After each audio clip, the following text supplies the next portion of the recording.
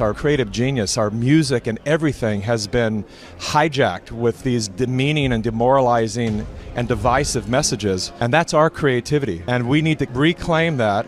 Filmmaker Mikki Willis is the creator of the Plandemic documentary series. In this episode, we dive into KGB defector Yuri Bezmenov's warnings to the West in 1984 and how he proved shockingly prescient.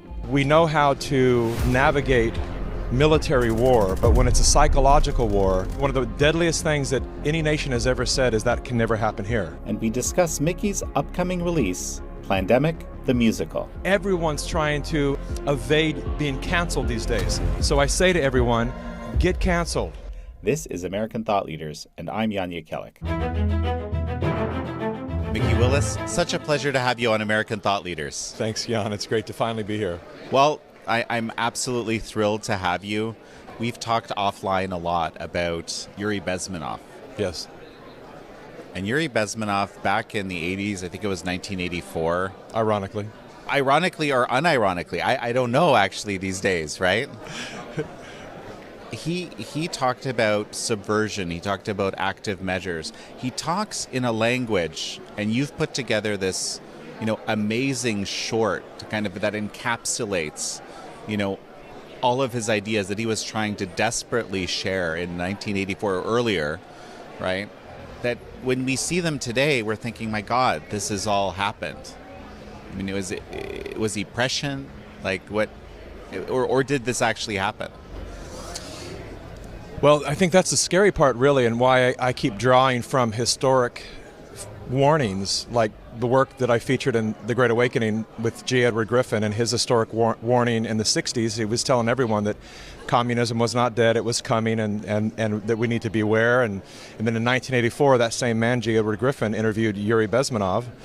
And here we have a KGB defector, a man who escaped once he realized truly what kind of psychological subversion that the Soviet forces were forcing upon other nations around the world, and he made the trek to America, risked his life in a really, really high fashion, in the sense that if they knew where he was coming and what he was doing, he would have been taken out immediately. I mean, the bravery and the courage that it took for this man to come here, to go on camera and to warn America what was coming, and that there was something invisible. And that's the real terrifying part of this, is that we know how to navigate military war, but when it's a psychological war, when it's invisible and it's happening in such a way that even really wise, intelligent people can't perceive, that's the stuff that gets to even the most protected.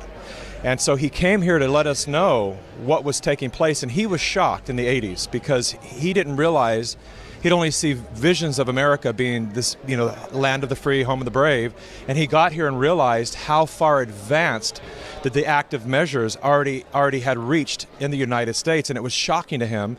So he took it upon himself to do interview after interview to warn us, America, let me tell you from my perspective as a former KGB propagandist, this is what's happening to the minds of your people, and you need to be very careful because, as he said in the film, time bomb is ticking and the danger is coming closer and closer. The time bomb is ticking. With every second, the disaster is coming closer and closer. And no one listened to him. And I think one of the deadliest things that any nation has ever said is that can never happen here. And we've been saying that for too long, and now, unfortunately, it's happening here. Our conversation is with Mr. Yuri Alexandrovich Bezmenov. He escaped to the West in 1970 after becoming totally disgusted with the Soviet system, and he did this at great risk to his life. He certainly is one of the world's outstanding experts on the subject of Soviet propaganda and disinformation and active measures. When the Soviets use the phrase ideological subversion, what do they mean by it? Ideological subversion or active measures, активные мероприятия in the language of the KGB, or psychological warfare. What it basically means is to change the perception of reality of every American to such an extent that despite of the abundance of information, no one is able to come to sensible conclusions in the interests of defending themselves, their families, their community, and their country. It's a great brainwashing process which goes very slow, and it's divided in 4 basic stages. The first one being demoralization. It takes from 15 to 20 years to demoralize a nation. Why that many years? Because this is the minimum number of years which requires to educate 1 generation of students in the country of your enemy, exposed to the ideology of the enemy. In other words, Marxism-Leninism ideology is being pumped into the soft heads of at least 3 generations of American students. The next stage is destabilization. What matters is essentials: economy, foreign relations, defense systems. And you can see it quite clearly that in some areas, in such sensitive areas as defense and economy, the influence of Marxist-Leninist ideas in the United States is absolutely fantastic. I could never believe it 14 years ago when I landed in this part of the world that the process will go that fast. The next stage, of course, is crisis. It may take only up to 6 weeks to bring a country to the verge of crisis. You can see it in Central America now. And after crisis, with a violent change of power, structure, and economy, you have so-called the period of normalization. It may last indefinitely. What do we do? What is your recommendation to the American people? Well, the immediate thing that comes to my mind is, of course, there must be a very strong national effort to educate people in the spirit of real patriotism, number 1. Number 2, to explain them the real danger of socialist, communist, whatever, welfare state, big brother government. If people will fail to grasp the impending danger of that development, nothing ever can help United States. You may kiss goodbye to your freedom. As I said, I am now in your boat. If we sing together, we'll sing beautifully together. There is no other place on this planet to defect to. He was just seeing something that was actually happening.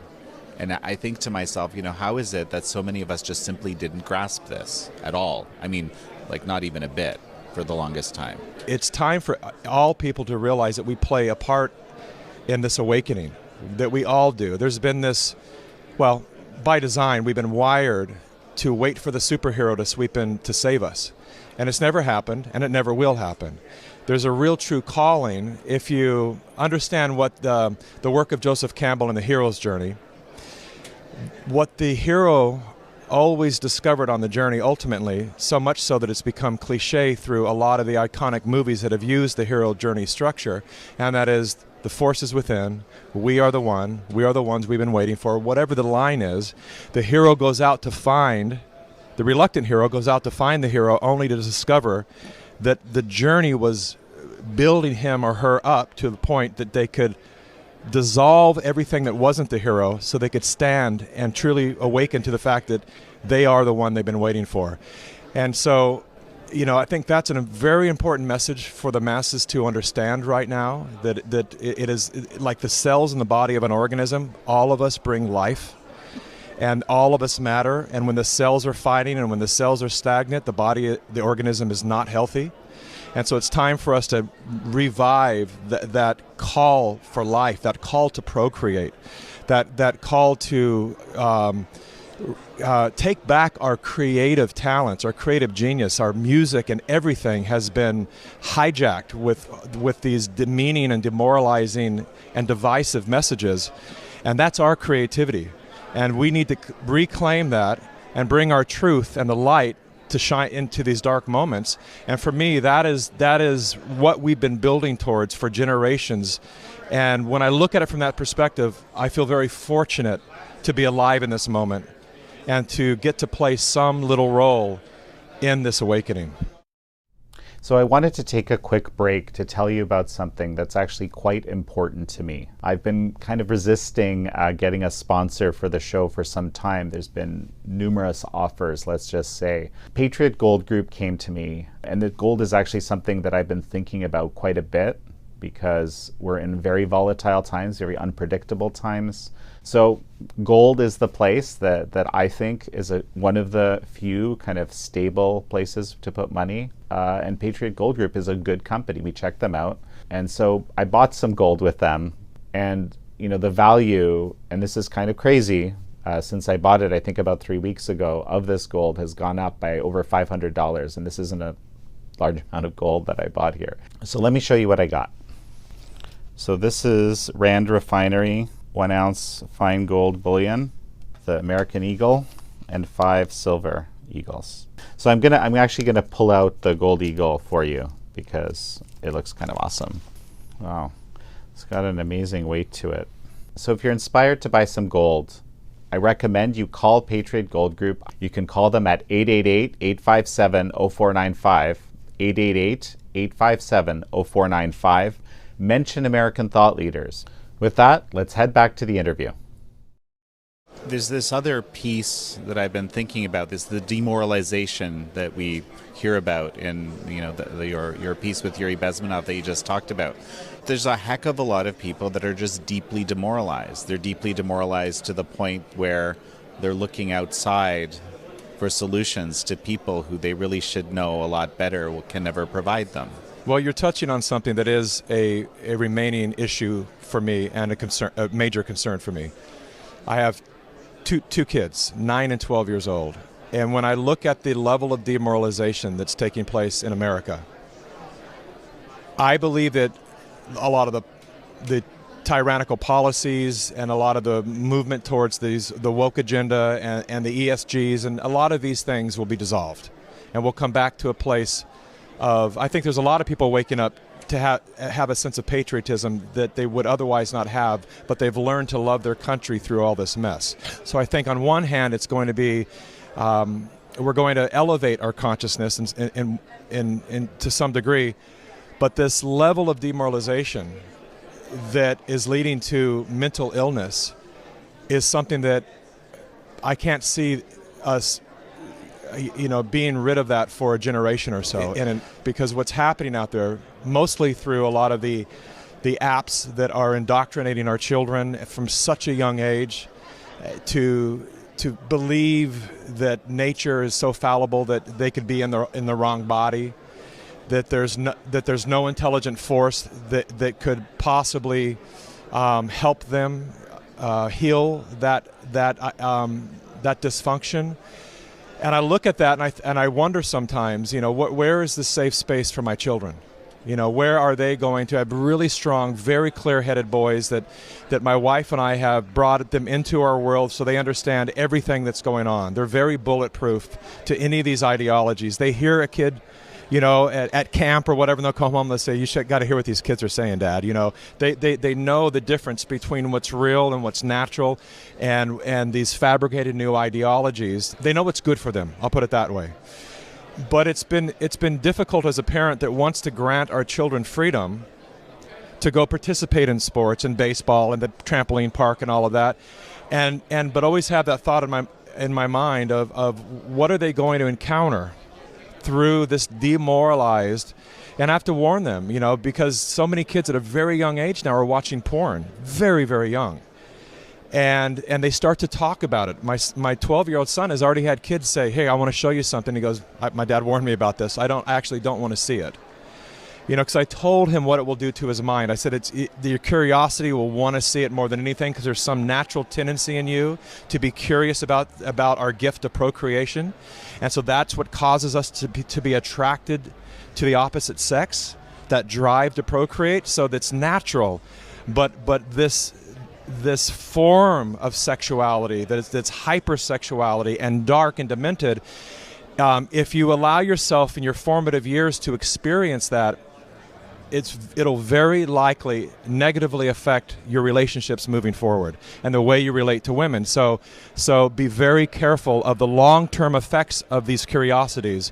And thankfully, my boys so far have been really strong to resist seeing that stuff that they have been offered to see before. This is an issue that's incredibly important to me. My supposition is that this is one of the really huge elephant in the room issues that no one ever wants to talk about, probably because so many people have been compromised by it, right? I'm talking about this sort of ubiquitous, available, extreme from what's been described to me, because I also try to avoid it at all costs, porn, right? And available to, from the moment you hold a device instantly. Have you actually seen this whole, there's been as we're interviewing the last few days, people have been experimenting with this Google Gemini. Have you seen what's going on with that? I haven't personally experimented with it, but I've seen some reports. You get the idea. Yes. Okay. This probably must be one of the most powerful AIs out there, right? By Google, right? With the, most comprehensive database of information probably out there. It misrepresents history and images in very extreme ways. It will not portray it won't portray white people positively. In some cases, it will refuse to portray them at all. Talking about ideological subversion, demoralization, this is kind of where we're at. It's horrifying. It's really horrifying to see the level of subversion, psychological subversion, that if you think humans are capable of that, the AI can take it to the next level. And when we start to limit the honest portrayal of humanity through technology, it's a real issue. But it's not shocking to me at all at this point, understanding that if you back up to understand, first of all, what is the agenda?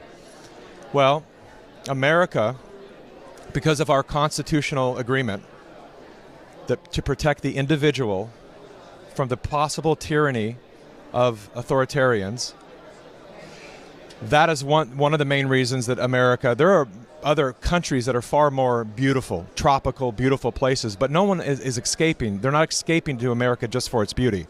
They're escaping because of the constitutional protection, the individual rights that we're all granted with. They're escaping because they recognize that in their third world countries that the families have been diminished, that they don't quite have the freedom of speech that we're losing here in America day by day, to be themselves, to have that basic human right of expression. And so they all want to come here. Now, America being the firewall for the globalist agenda, and what that means is there's a major agenda, but now that to create a one world everything, a centralized power, centralized currencies, all of that, so that those who want total domination and control on a global level won't have outliers, certain countries that are playing a different game. And we saw that that's what's happened with COVID, where there were certain nations and certain states within our own nation that didn't play the game. And now we have outliers that we can look at and point towards as probably the best case studies we'll ever have to say, why is Africa 4% vaccinated and the people are doing better health-wise? Why did these nations or states that didn't close down their economy, didn't do social distancing, didn't force their citizens to lock down, why is their economy better and their health rates are better? What's happening there? And so for them to achieve their global agenda, they can't have these individual territories thinking for themselves. And so once you understand that that's at the root of their agenda, then you understand, well, if because of America's strength, not just military strength, but the pride in America, the spirit of America, Americans are very different than a lot of people around the world, for better and for worse. What then do you do to erode that firewall? You have to understand what that firewall is comprised of, and then what are the compounds that will erode and take down that wall. And that is the foundation of our nation. And so if you look at everything that is worth living and dying for, ask yourself, have your viewers ask yourself, what is worth living and dying for? And I guarantee you, whatever your answers are to that, those things are under attack. Some people would say faith, family, freedom, country. Every single one of those things are under attack. When you have the majority of Caucasian, European archetype of people, then of course, and that men are primally, intrinsically the protectors, the warriors, Of course, then, white men are going to be on that list of things that must be dissolved. They can't have that in the way of this agenda that is, I believe now more than ever, is failing. Now everyone's aware of it. And just in the past 4 years, that's the beauty of the tragedy of COVID, is that it allowed a lot of this stuff to come to light. And that's why my latest film, before the next one we're releasing, I decided to name The Great Awakening, because I truly believe that we are in the stage of the Great Awakening at this moment. Remind us where you came from. We talked about you were on a short hit with me on An American Thought Leaders Now, but I would love it if you could just kind of remind us your journey to making these films and, focusing on Yuri Bezmenov and frankly in other pieces, realizing the true threat of the Chinese Communist Party, which I think is still a lot of people don't.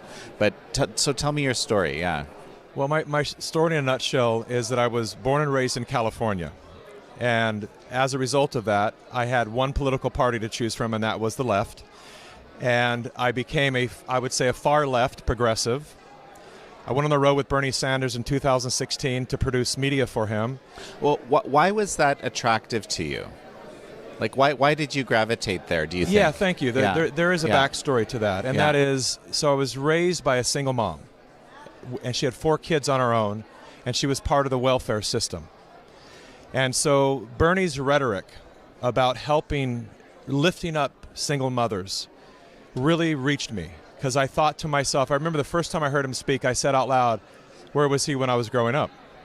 We were very poor. My sister stole toilet paper from the gas station at the end of the month, so we would run out of our funding. And but despite that, I always felt that I had a great life because I had a truly loving mother. And then my older brother, all my sisters and brothers were 14, 15, 16 years older than me. My older brother contracted AIDS. He was gay. And so I watched him live with AIDS for 8 years. And then Anthony Fauci came out and prescribed a medicine known as AZT. Now, my brother would have lived forever. He was doing well. But his doctors told him that this is the thing that will actually make HIV go away. And so he started on the protocol, and he got worse and worse day by day. He looked like a skeleton of a man. It was really hard to witness that. And my mother was concerned because she would tell the doctors, this is not working. He's getting worse. And I'm concerned about my son. And they said, no. He's just acclimating to the medicine.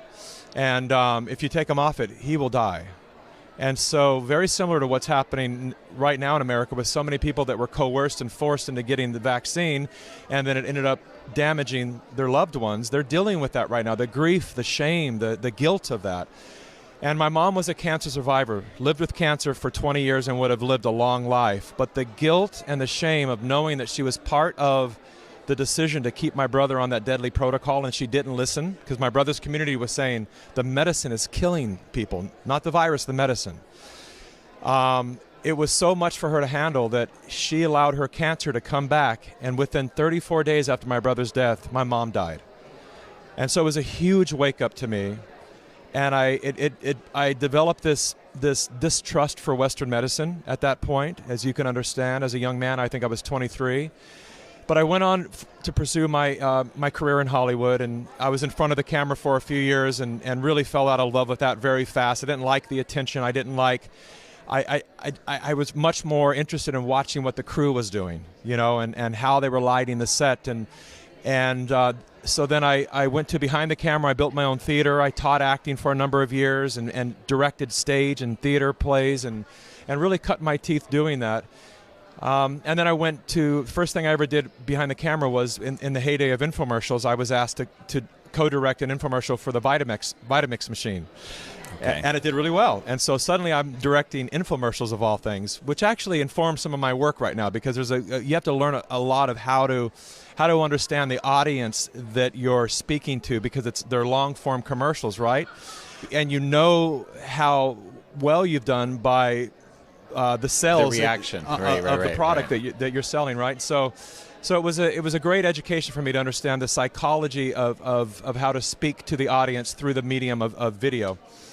And but then flash forward, I stayed out of politics. I was totally allergic to anything that sounded like a conspiracy theory. Every time I'd hear the word Illuminati or all this stuff that people would pass around Hollywood, I would just roll my eyes. I wanted nothing to do with anything that sounded like some crazy conspiracy theory. But then I'm on the road. Bernie comes out, and I get inspired by his rhetoric, and I get really fired up. And he's passing through my hometown. I get a press pass, and while I'm filming him, a couple of celebrities that were traveling with him, one of them had been following. I used to release a lot of videos, father-son videos on Facebook, and they became very popular. So Rosario Dawson, the actress, she had been sharing a lot of my videos, and she came up and saw me behind the camera and said, "Why don't you go on tour with us? We're doing a whole tour with Bernie, all the way from California to Philadelphia, and we'd love to have you." And I said, "Sure, let's go." And so I jumped on the road with them and traveled from California to Philadelphia. And in that time is when the Great Awakening happened, political awakening happening for me, because I started seeing these young people that were wearing Che Guevara shirts and Lenin shirts and Mao Zedong hats and stickers and communist sickle and hammers on their laptops and their water bottles. And I asked one kid, I said, are you trying to be edgy? What is that about on your laptop there? And then, they kind of pulled me behind the curtain and they said, well, democratic socialism, we're all democratic socialists, and what we really want is communism. And I laughed. I thought, you're joking, right? And he said, no. But I can tell by the way you're reacting that you think it's the communism that, no, because it's a different kind of communism, and it's one that's never been attempted, and it's benevolent, and as I sort of drill in, how does it work? What is good about it? Why is it different? It basically led to the state owning and controlling everything. We're gonna redistribute the wealth. Okay, where does that money go to, and then how does it get redistributed? Through the government. I said, so you're giving the government more and more of your tax money, more and more power. Do you understand this is not a new communism? This is what has always happened. I know enough about that to know that, at least. And so it was a shocker for me. Long story short, I came off the Bernie tour brokenhearted, and it was my political awakening. I wanted nothing to do with politics ever again. And that's when I started to do my research and study what was really going on with this thing called democratic socialism. And all roads trace back to China and influence from other Soviet Marxist ideologies that have already been attempted and been atrocious around the world. And so I thought I have a moral obligation, now that I helped elevate Bernie's campaign and this message, I need to spend the rest of my life on the other side of this, and now being a better journalist and undoing some of the damage that I feel that I was part in and perpetuating. Well, and somewhere along the way, COVID happened. Yes. And so how did you react to that? Well, so a year before COVID happened, I was introduced to Dr. Judy Mikovits, and I was told that she had an Aaron Brockovich type story and that we should turn it into a movie. So I met with Judy, and I liked her immediately, and I knew that she was an honest person. I could just get that she might be wrong about data, but she's telling the truth from her perspective. Let me look into this conversation I had with her. And everything checked out, and it was kind of shocking to me. But I was committed at the moment to a documentary that I was making called The Narrative to expose Western media, because I'd also done a lot of jobs in mainstream media. And I've been in boardrooms, and I know how it works, and I was so tired of it being so divisive and doing so much damage. And as a father, I just thought I have to expose Western media. And so I told Judy, I said, unfortunately, I can't make your film. I'm tied up for the next 18 months, but I'll pitch it around because I think it's a movie that needs to be made. Flash forward a year later, the pandemic is announced. I knew immediately. As soon as I saw Anthony Fauci, I remembered. And so I immediately called Judy, and because I remember from my talk with her that she worked with him. And I said, I want to get your take on this. What do you see? And she started to go, as Judy does, a mile a minute. And I ended up inviting her to my studio, and I said, let's do a little interview just like we're doing now, and I'll edit it together on my own, and I'll pay for it. And I'll put it out on my Facebook, and I'll give it to you, and maybe you can use this to get your movie made, because I always felt bad I wasn't able to make our movie. As I'm doing the interview, I'm listening to it, and I'm thinking to myself, if this is true, the world needs to know this. And so I took that footage, I edited our interview, and then I asked her to give me all the contacts from everyone, attorneys, prosecutors, everyone that she had experienced, that she had contacts to during her trial and everything that happened to her. I called every single one of them, and every single one of them said, everything she's telling you is true. That is one of the most honest ladies. Her one attorney said, he goes, I have no dog in the fight. I don't represent her anymore. That was 10 years ago. I'm going to let you know she's the most honest client that I had ever represented. She's a wonderful woman. Trust what she says. And I said, wow. Okay, and then I started to look up Ralph Barrick and the NIH and the University of Chapel Hill and all these things that she mentioned, the Bayh-Dole Act, and everything checked out. And I realized this is more important.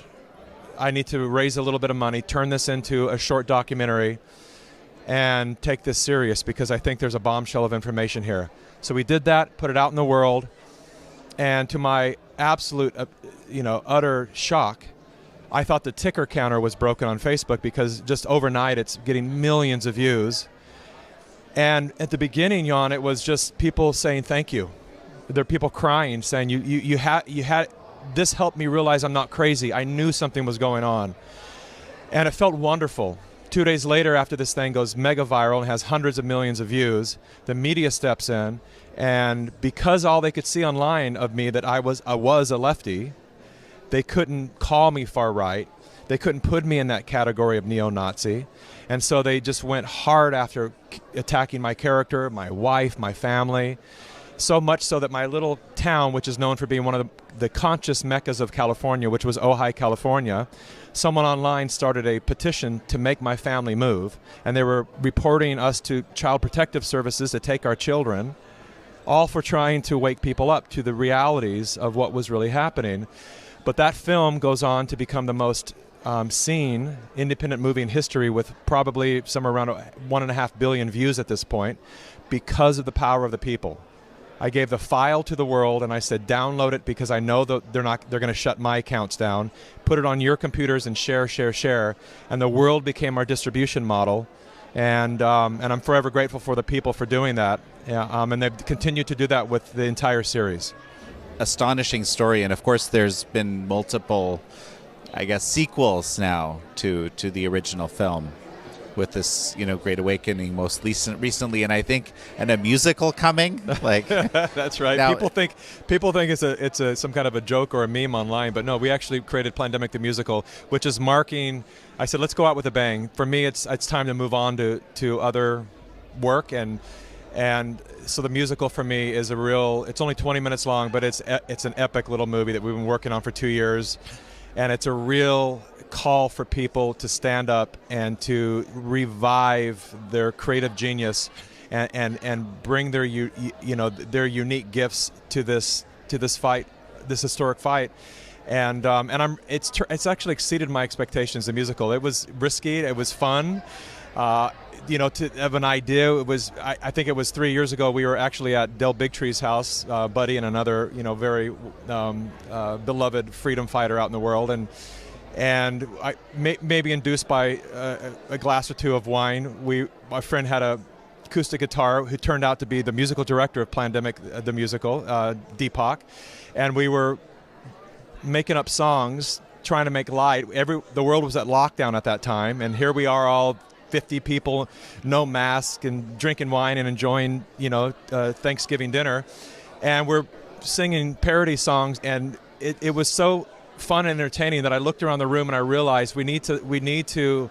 We're not poking fun at this because it's a very serious tragedy, the greatest crime against humanity ever, and people have suffered and died. So we're not poking fun at it, but it's time to use the power of comedy and music and the human genius to also recognize that while they're chipping away at everything worth living and dying for, while they're making jokes a crime, a punishable crime, while they're canceling everyone for daring to think for themselves. It's time for us to counter that and go in the other direction, kind of what happened in the age of the Renaissance. That's why you see the costumes are so fabulous. People were so oppressed by the Dark Ages that when they came out so fabulously, to say, I'm here, we've arrived, I'm back, and I'm not going to let this darkness smother me any longer. And so I feel like that's what's going to really make the difference globally, is when that creative, colorful, beautiful human spirit is unleashed again, because it's been so oppressed, and that we reverse engineer the agenda. And what I mean by that is, what are we afraid of? And sometimes it's best, instead of to run away from what we're afraid of, but to run into it. So everyone's trying to evade being canceled these days. So I say to everyone, get canceled. Do everything in your powers. Honestly, it's difficult in the beginning once you understand that you have a lot of people that are posing as friends that suddenly turn on you. It's shocking. But the other side of getting canceled, honestly, they say the truth shall set you free. It is the pathway to freedom. Because now I can just be me, say what I want to say, and all the people around me in my life know what I stand for, and they stand there with me. And I'm no longer, when I was part of the far left, I realized we're all bonded by agreement. We're not bonded because we love each other, because we relate to each other, because we're chemically attracted to each other. We're bonded by ideological agreements. And if I don't check every single box within this cult, I'm out. It's a very fragile way to be in relationship with people. And people are waking up to that right now. They're realizing, they're saying, I'm all for the trans movement, but I don't know that 250-pound men should be biological men should be competing in MMA against women. We've already seen one female have her skull crushed. I don't know. Oh, you're out of the club. You have to agree with check every single box. That's what we call collectivism. And that's what you have to do to be able to survive within a collective based upon and bonded by agreement, is you have to shut down your critical thinking ability, your individual thinking ability, so that you are not constantly challenged by the statements and beliefs of your tribe. You have to just shut it down and go, I'm safer not to think, safer not to listen to what they're really saying, safer not to examine these ideologies that I'm marching for. I don't even think about it, just march. Just hold up the sign. And you see this when you see man on the street interviews of people, that they're out there marching and so absolutely passionate about a cause, and then somebody puts a mic in their face and they ask them a simple question of like, one thing might be, Trump is a racist, absolute racist. Can you give me one example of where he's a racist? Well, it's obvious everywhere. Well, just one example. Well, I mean, he said find people on both sides. No, actually, that wasn't actually true, right? They've bought into something so passionately that it leads them to go to a protest and to chant something that they have no real-world evidence to support. That's collectivism. That's the dangers of collectivism. That creates a hive mentality, and that is the way that China has captured 1.4 billion highly intelligent. Chinese people are disciplined, smart in general, smart, intuitive people. How do you get them to succumb to a model that they're living under right now? And that is collectivism. It's very interesting. I started out as in China human rights before I kind of, came into Epoch Times. Epoch Times was one of the few outlets at the time that would remotely be honest about the Chinese Communist Party and its role in China and its impact on the Chinese people, and frankly, absolutely egregious crimes against humanity. I'll use that term, okay? Now, but you weren't looking for that. Like, for me, I knew this. I came in knowing that, right? So I want to understand that, and I think especially since our focus as a society right now, and legitimately it's on, Russia, Ukraine, the Middle East, when we think about, our foreign engagements and so forth. But it's always away from, what I perceive as dramatically the greater threat. And I think, the evidence is overwhelming. But how did you come to that? What was your path there, right? Well, I will say each subject that I could identify as an issue. And so sometimes I'll have a big whiteboard behind my editing bay, and as things come up as social issues, we'll write them down on the board. Border security, fentanyl, the indoctrination of our children with critical race theory, or whatever it might be. Boom, boom, boom, boom. Certain names keep showing up. And why, if I want to look at the fentanyl crisis, one of the greatest killers of Americans right now, and I want to find out what's the source of that. And then you learn that almost 100% of it's coming from China. You go, well, that's interesting. We need to look into that further. Okay, let's look. What is this Confucius Institute thing? What's happening with this? And then you start to just look in general, what are the things that you can't criticize? What are the questions you can't ask? As they say, if you want to know the truth, and you want to know who's actually ruling over you, just look at the people and things you can't criticize and you can't investigate. And the more I looked into this, the more I kept seeing all these recurring names. And I looked into the production of precious minerals, everything that develops our cell phones and the batteries, and I started to realize that even if they were an ally and wanted the best for America, even if that were the case, it's not, but even if that were the case, the power they have over us is even dangerous. Just being so dependent upon another nation in this way, the power they hold over us in terms of trade, and then to understand that much of the Marxist, socialist, communist ideologies that our college professors are passing on to their students these days, a lot of that has been exported also from China. And when you start to look at every area, you just can't deny at a certain point there's something happening here, and it's probably not good. It feels like we are being invaded, and that there's a war taking place, that perhaps these countries that realize that we all have nuclear power now, so a war at the scale of having two or more superpowers like America and China go to war with nuclear powers would pretty much lead to the annihilation of all countries. So how are we going to do this?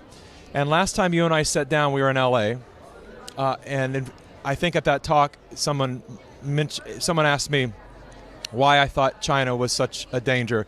And I want to be clear, I love the Chinese people, but I'm talking about the Chinese Communist Party. And I said the tortoise and the hare. And I think you said, what do you mean by that? And I said, well, we have been wired for instant gratification. We are moving so fast in the U.S. that we get frustrated when our cell phone, when the little wheel comes up for 3.5 seconds, we get frustrated. We want it now. And China and the Chinese mentality operates in a way that what some might call the 100-year sprint, right? Very meticulously, methodically, at a rate that you never will witness the grass growing in your yard, only till you step away for a few weeks and you come back and you realize it's grown.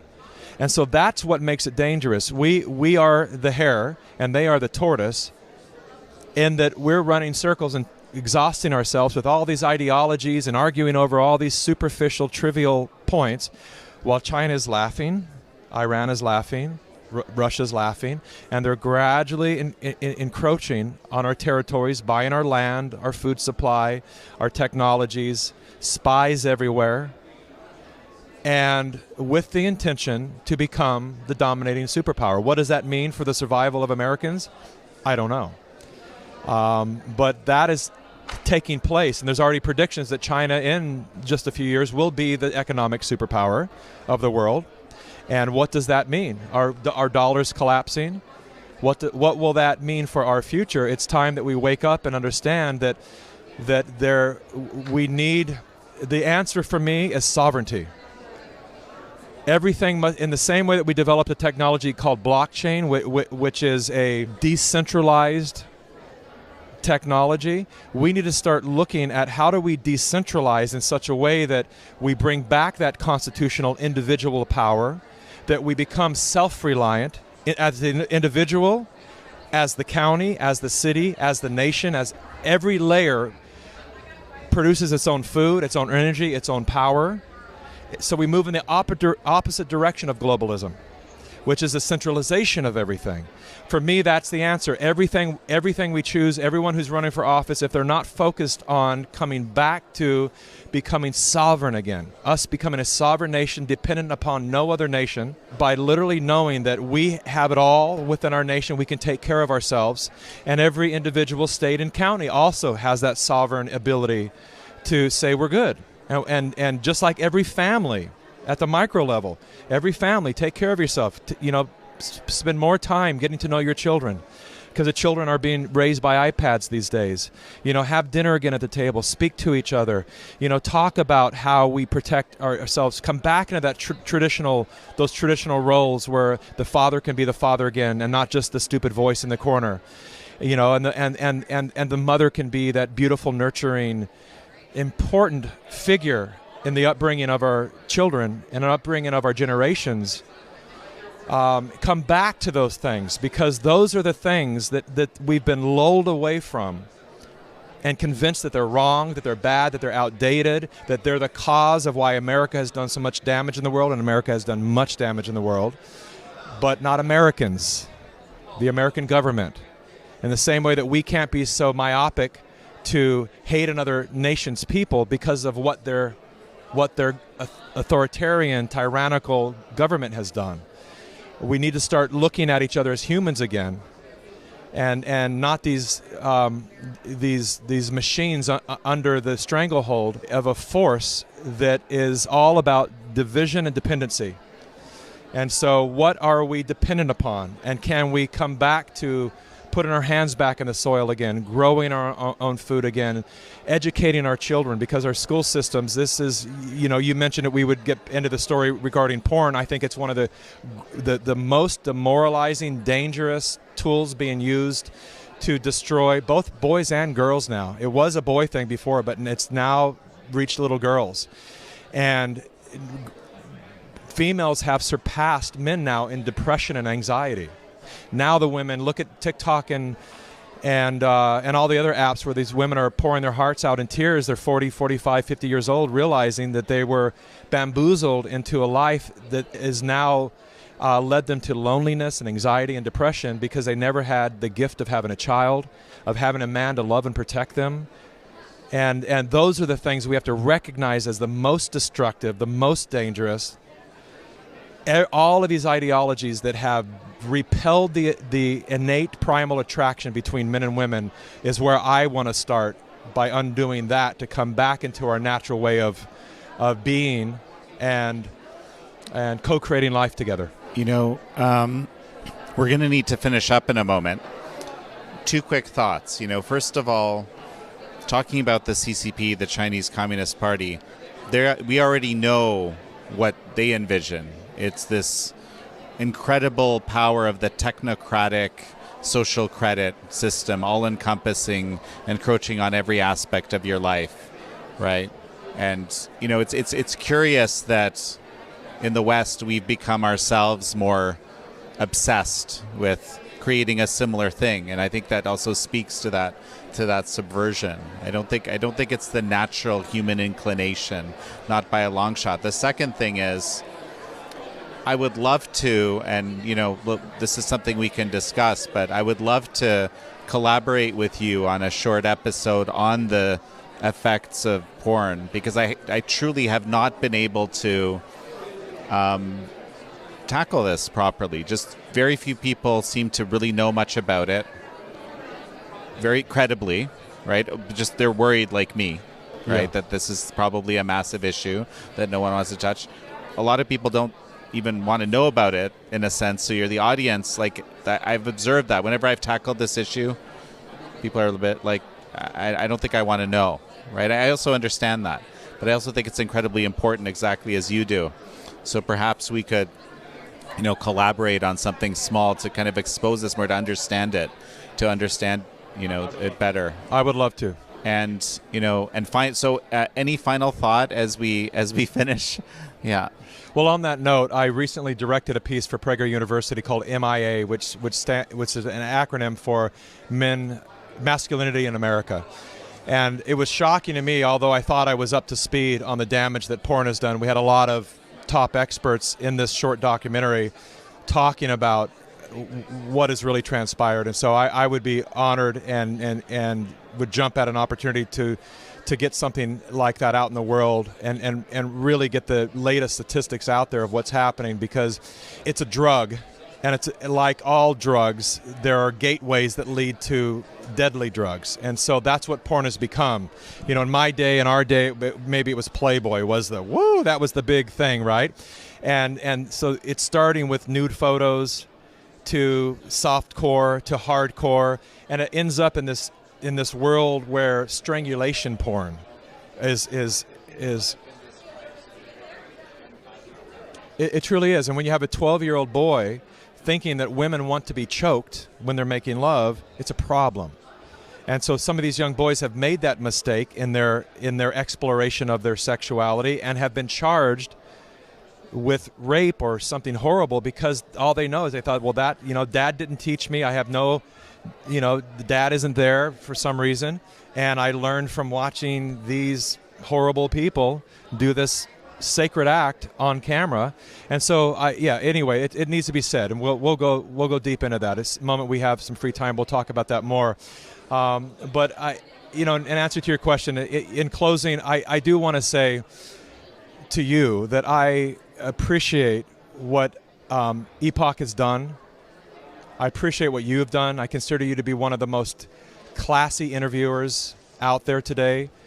Truly open, getting to know you and having conversations with you, the level of humility that you bring, knowing that you've sat down with people so much smarter than myself and have learned so much, yet you have this childlike curiosity about every subject as if you don't know it, is what makes you so compelling to listen to. And the level of conversations that you've had, I've used a lot of the work that this network has done as my research, and I am just really grateful that you guys are doing what you're doing, and thank you so much for supporting me and my work also. Well, that's very kind. Mikki Willis, it's such a pleasure to have had you on. Thank you so much. Thank you all for joining Mikki Willis and me on this episode of American Thought Leaders. I'm your host, Yanya Kellick.